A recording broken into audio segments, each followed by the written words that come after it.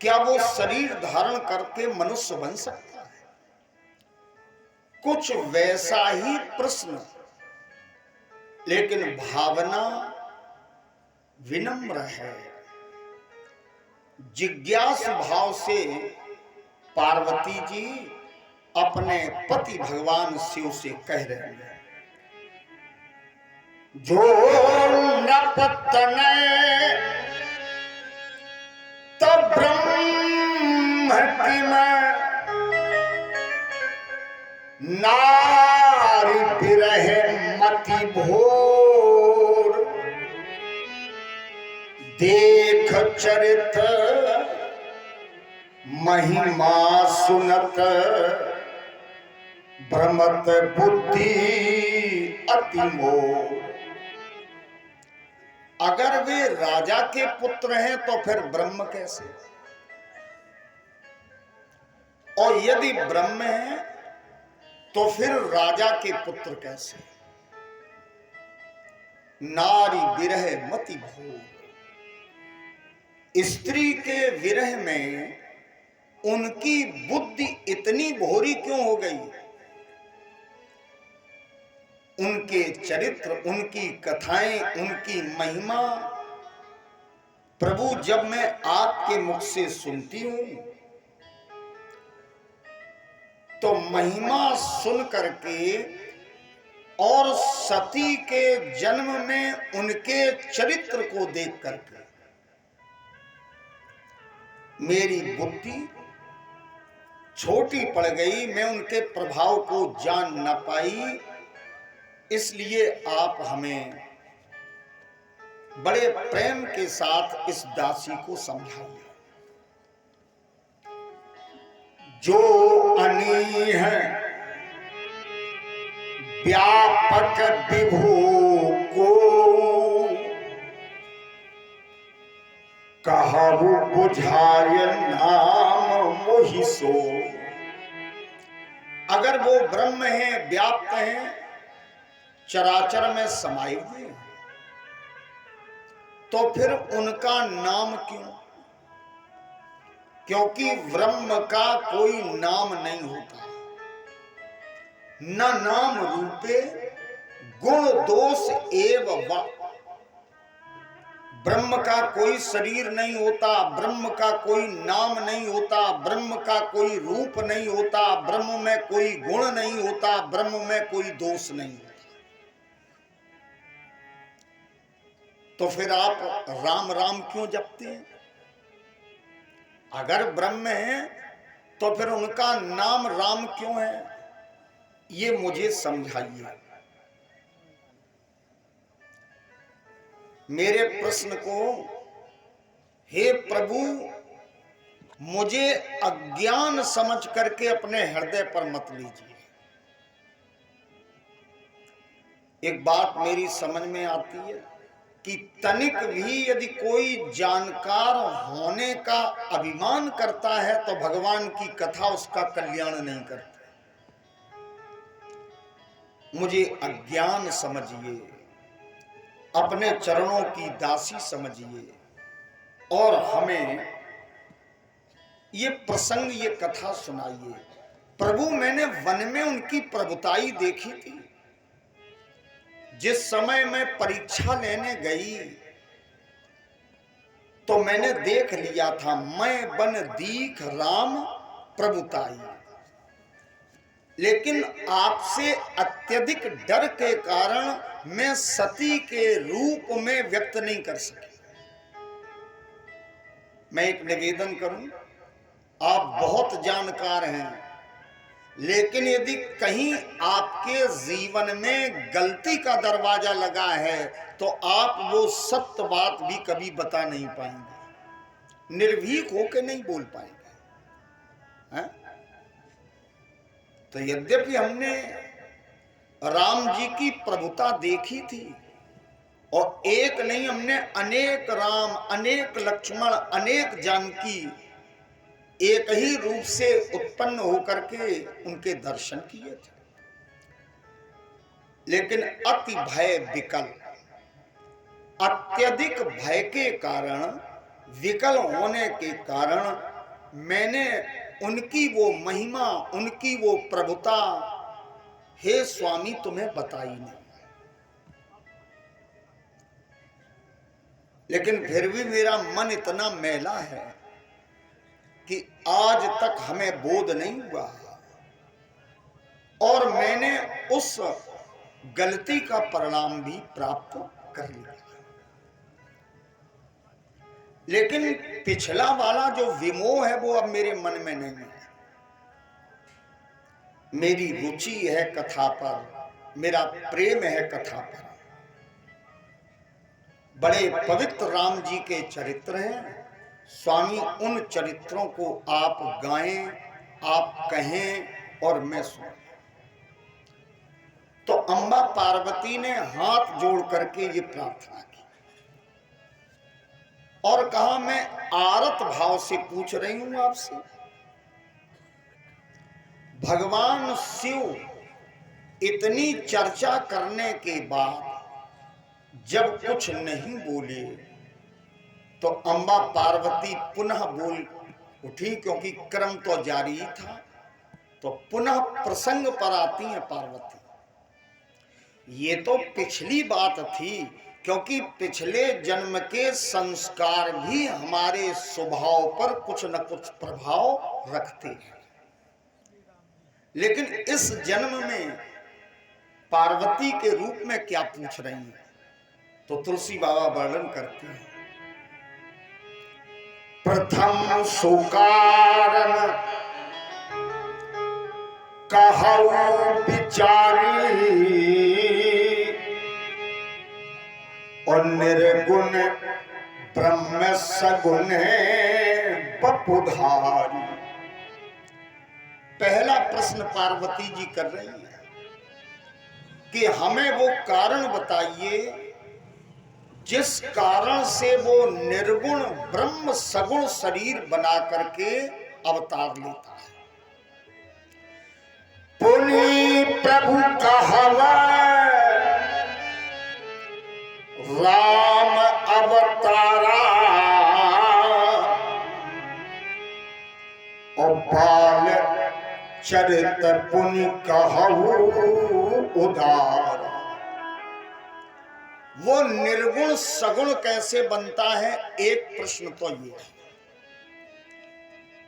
फिर दूसरी प्रार्थना है कि भगवान के बाल चरित हमें सुनाइए। एक प्रश्न इसी में जुड़ा हुआ है कि अवतार भगवान के किस प्रकार से हुए और राम जी का अवतार कैसे हुआ, इस पर विशेष आप हमें बोध कराना। कहु जथा जानकी वियाही और राज तजा सो दूषण काही। और ये बताओ फिर वो योग माया भगवती जानकी के साथ में राम जी का विवाह किस प्रकार से। इसके बाद प्रेम से बोलो जयराम जी की।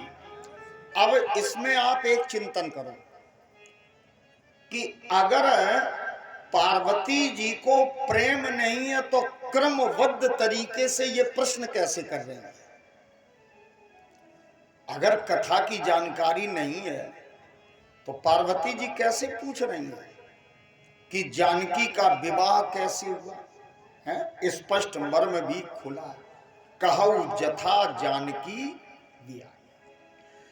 और वो भी हमें कथा सुनाइए, दोष किसका था जिस दोष के कारण परमात्मा राम ने राज सिंहासन त्याग करके वन की यात्रा की, वो भी सुनाइए।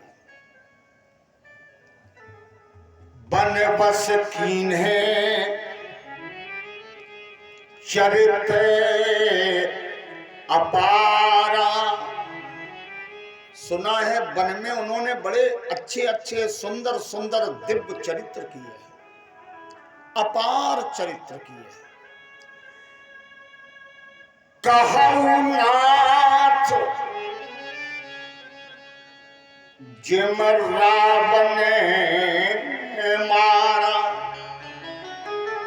वो कथा भी सुनाइए जिस प्रकार से उन्होंने रावण का वध किया और लंकापति को भवसागर से पार कर दिया। बोले बाबा, बोले बस इतनी ही कथा सुननी है? भाई अभी पूरी बात कह दो जितना सुनना हो। तो अम्बा कहती हैं, राज बैठ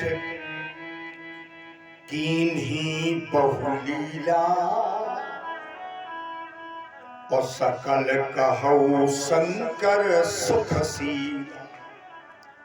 जब सिंहासन पर राम जी बैठे तब उन्होंने कितनी लीलाएं की, वो सारे चरित्र, वो संपूर्ण कथा जो सुख देने वाली है, जीवन को सुखद बनाती है, वो चरित्र हमें समझा। बहुर कहु करुणायतन, कीन जो अचरज राम, और प्रजा सहित रघुवंश मणि, केवल गवने निज धाम। भगवान ने आश्चर्य से भरे काम कौन कौन किए, ये भी कथा सुनाई। और अपनी प्रजा के समेत, अयोध्या वासियों के समेत राम जी अपने निज धाम में कैसे गए, ये पूरा चरित्र हे प्रभु हमें सुनाइए। अम्बा पार्वती की जब ये प्रार्थना भगवान शंकर ने सुनी तो बड़ा धन्यवाद दिया। कहा, हे पार्वती तुम धन्य हो, तुम धन्य हो। देखो एक बात आपसे कहें निवेदन पूर्वक, जो कथा सुनने आता है वो धन्यवाद का पात्र तो है ही।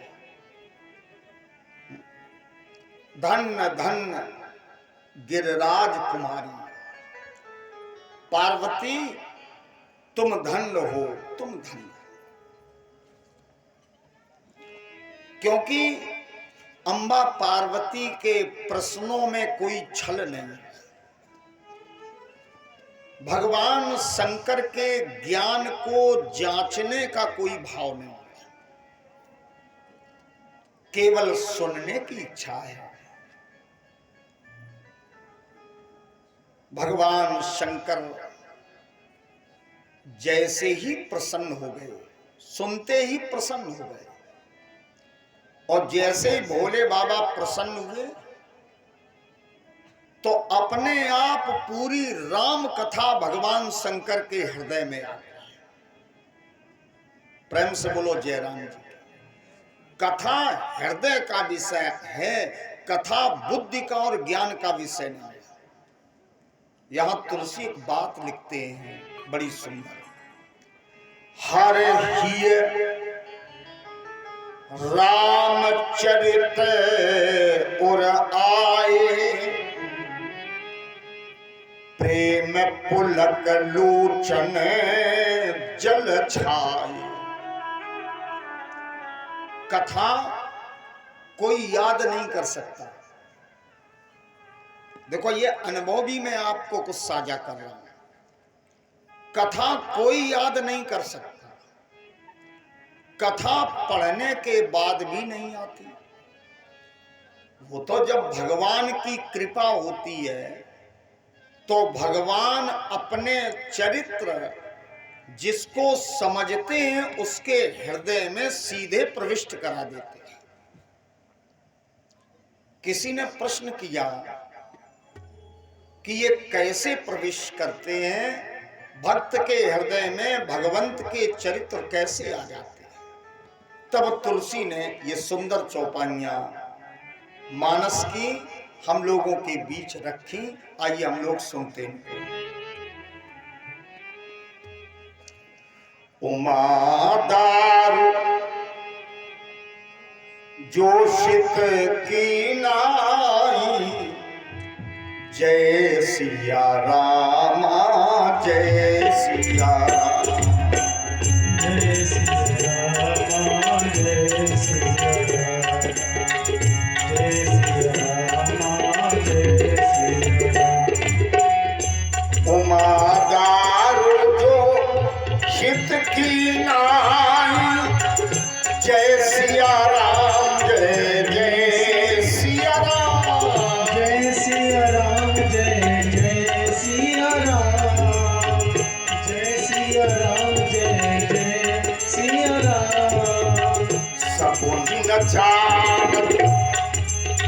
सबोहि नचावत राम गोसाई, जय सिया राम जय सिया राम, जय सिया राम जय सिया राम, जय सिया राम जय सिया राम।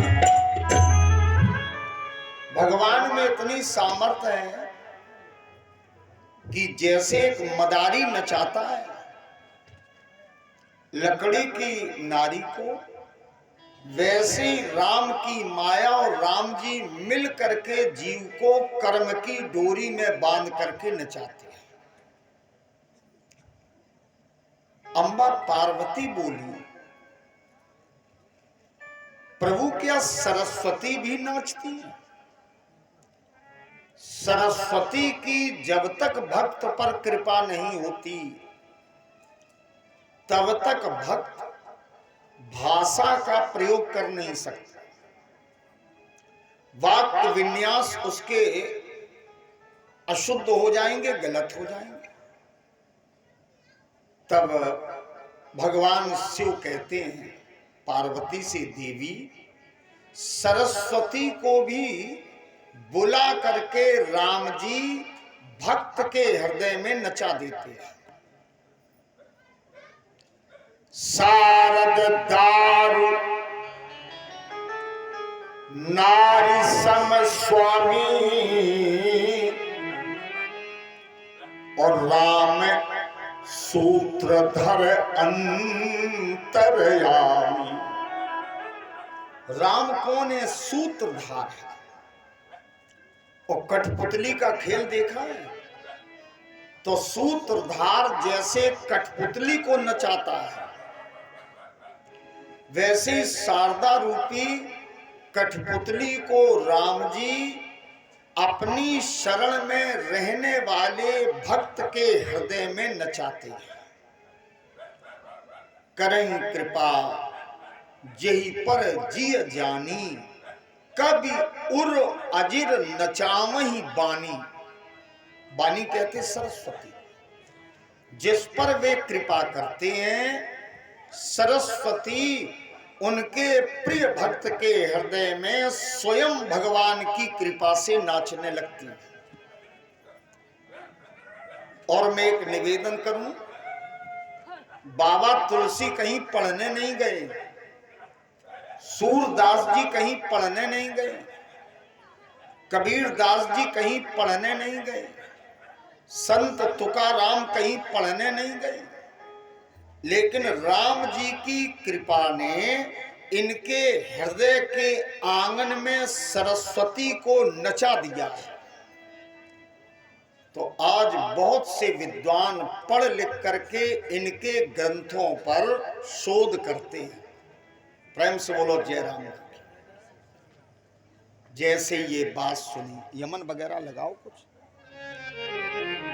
जैसे ये पार्वती और भगवान शंकर का संवाद हुआ तो तुलसी बाबा की लेखनी आगे बढ़ी और भगवान शिव ने परमात्मा राम के बाल रूप की वंदना की। आइए हम लोग भी वंदना करते हुए आगे चलते हैं। बंदो बाल रूप सोई राम, बंदो बाल सब सिद्ध सोना जब प्रपंच सुनाऊं सब सिद्धि सोला। मंगल भवन अमंगल हारी, मंगल भवन अमंगल हारी, मंगल भवन अमंगल हारी, मंगल भवन अमंगल हारी, प्रभु सुदर्शन अग्र बिहारी, प्रभु सुदर्शन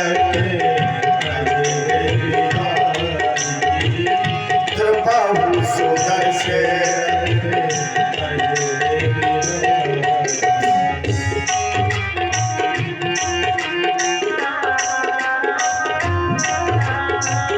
करि प्रणाम मेरा मही त्रिपुरारी, हरि प्रणाम मेरा मही त्रिपुरारी, करि प्रणाम राम ही त्रिपुरारी, हरि प्रणाम मेरा मही त्रिपुरारी, हरसि सुखासन गिराओ जारी, हरसि सुखासन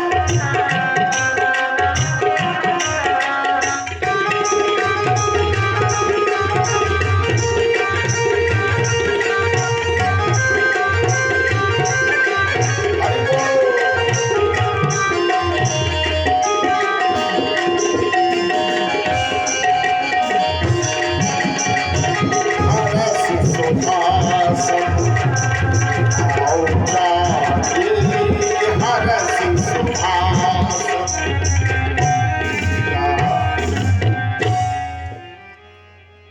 भगवान शिव ने राम जी के बाल रूप का वंदन किया, प्रार्थना की और बड़ी प्रसन्नता के साथ अमृत के समान वाणी बोलते हुए भगवान शिव ने अंबा पार्वती की प्रशंसा की। धन्य धन्य गिरिराज कुमारी, और तुम समान नहीं को उपकार। पार्वती तुम्हारे जैसा कोई उपकार करने वाला नहीं। भगवान शिव कहते हैं कि आज पहली बार देवी तुमने मेरे ऊपर बहुत बड़ा उपकार किया। आश्चर्य में पड़ गई कि हम तो कथा सुनने के लिए प्रश्न कर रहे हैं और मेरे स्वामी कह रहे हैं कि तुमने उपकार किया। तो जरा इस विषय को समझ लो। अच्छा ये बताओ, गंगा जी आ गई तो हम लोगों के ऊपर उपकार किसने किया? श्री भागीरथ ने। अगर भागीरथ भगवती गंगा को न लाते तो गंगा का दर्शन और गंगा का स्नान और पापों को धुलने के लिए ये कलयुग के भक्त कहां जाते? तो उपकार किया किसने? भागीरथ निमित्त बने। और यदि भगवती पार्वती अपने पति भगवान शंकर से कथा के प्रश्न न करती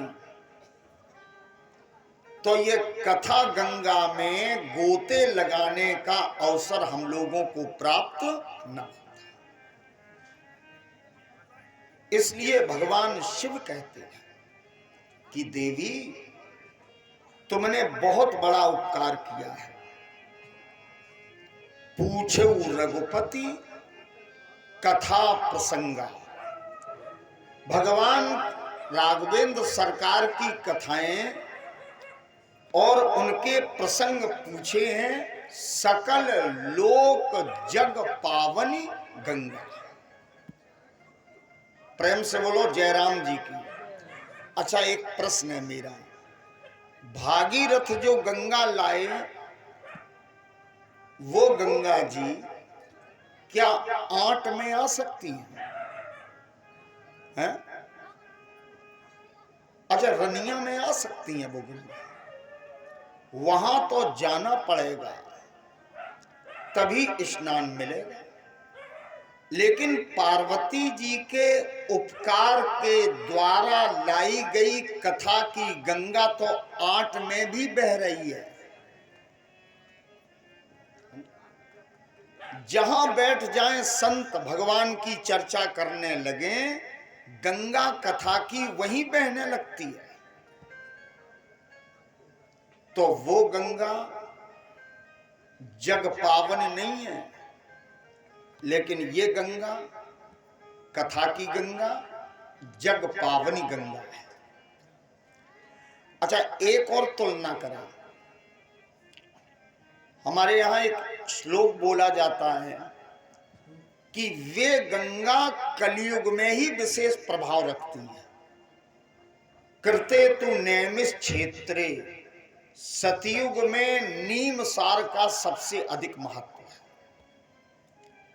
और त्रेतायाम च पुष्करे, त्रेता में पुष्कर तीर्थ का सबसे अधिक महत्व है। द्वापरे च कुरुक्षेत्रे, द्वापर में कुरुक्षेत्र का महत्व सबसे अधिक है। लेकिन कलौ गंगा विशस्यते, कलयुग में गंगा जी का विशेष महत्व है। तो भागीरथ जो गंगा लाई, वो तो केवल कलयुग में विशेष प्रभावी है। लेकिन राम कथा की गंगा तो चारों युगों में सदैव प्रभावी रहती है। एक ये भी अंतर है। प्रेम से बोलो जयराम जी की। अच्छा, तीसरा अंतर देखिए। वो गंगा शंकर जी के सिर पर है और कथा की गंगा भगवान शंकर के हृदय में प्रकट हुई और रचि महेश निज मानस रखा, अपने मन में रखा। तो जो हृदय में स्थान पाले, उसमें कुछ न कुछ विशेषताएं तो होंगी। 4 व्यक्ति हैं हमारे नातेदार, जिसमें हैं तो सब सम्मान प्राप्त करने के अधिकारी, लेकिन कोई कोई ऐसा भी होता है जिसको हृदय में बसाया जाता है। कथा की गंगा भगवान शंकर के हृदय में और मानस में सदा सर्वदा निवास करती है। और जो भक्त इस गंगा में स्नान कर लेता है तो केवल पाप नहीं उसके करते, वो भवसागर से पार हो जाता है। जो कथा की गंगा में डूब जाता है वो तो पूरी तरह उबर जाता है। जे बूढ़े ते उबरे। और जो डरता है, किनारे ही किनारे स्नान करता है, तो उसको कथा की गंगा का पूर्ण फल प्राप्त नहीं होता। सुंदर चर्चा की। भगवान शिव ने कहा कि राम जी की अब कृपा तुम पर हो गई। यदि राम जी की कृपा न होती तो इस गंगा में तुम मानसिक स्नान करने की प्रार्थना न करते।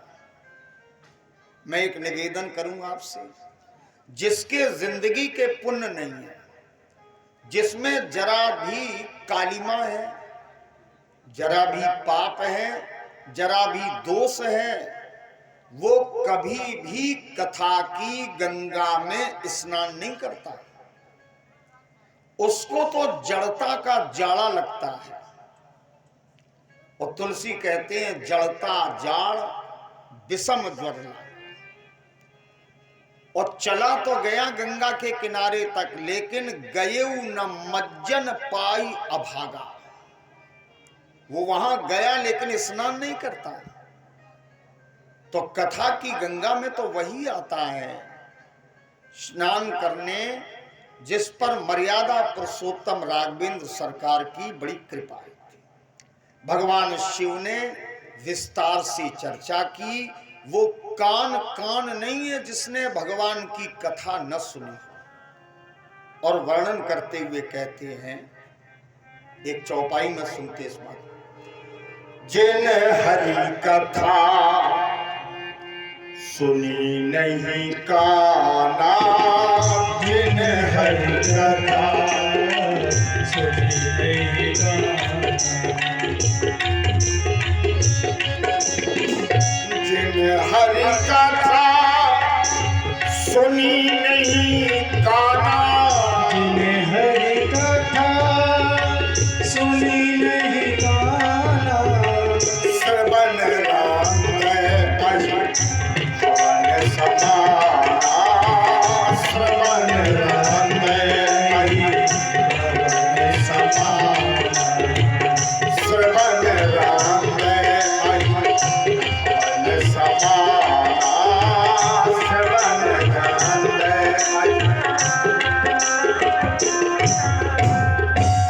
भगवान की कथा जो कान सुनते नहीं है,